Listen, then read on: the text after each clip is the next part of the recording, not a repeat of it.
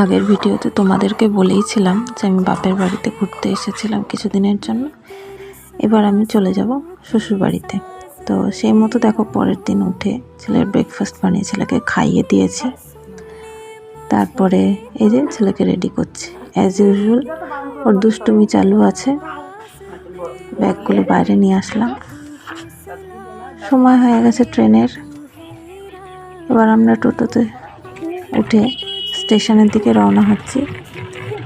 এই যে আমার মা, মানে আমার ছেলের দিদুন আর মিমি।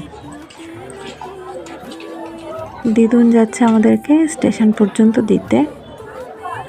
আর যেহেতু সঙ্গে বাচ্চা আছে প্লাস দুটো ব্যাগ আছে, তাই ট্রেনে তুলে দেবে বলে মা এসেছিল আমাদের সাথে। মা এখান থেকে বাড়ি ফিরে যাবে আর মিমি যাবে আমাদের সঙ্গে। তো স্টেশনে বসে থাকতে থাকতে দেখলাম যে একটা বইয়ের দোকান আছে, সেখান থেকে ছেলের জন্য দুটো বই কিনে নিলাম। একটা ছিল ছড়ার বই আর একটা ছিল ফলের বই। এখান থেকে দিদুনকে টাটা বলে পপকর্ন খেতে খেতে কিছুক্ষণ বই দেখতে দেখতে আর বাইরের প্রাকৃতিক পরিবেশ দেখতে দেখতে আমরা বাড়ি পৌঁছে গেলাম। ছেলে এসেই তার ঠাম্মার কোলে হয়ে নানান ধরনের আবদার শুরু করে দিল। এই ট্রেন জার্নি, তাও বাচ্চাকে নিয়ে। যাই এবার একটু ফ্রেশ হয়ে নিই।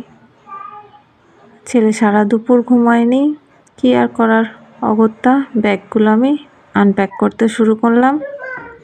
ছেলের জামাগুলো বার করে এখানে গুছিয়ে নিচ্ছি।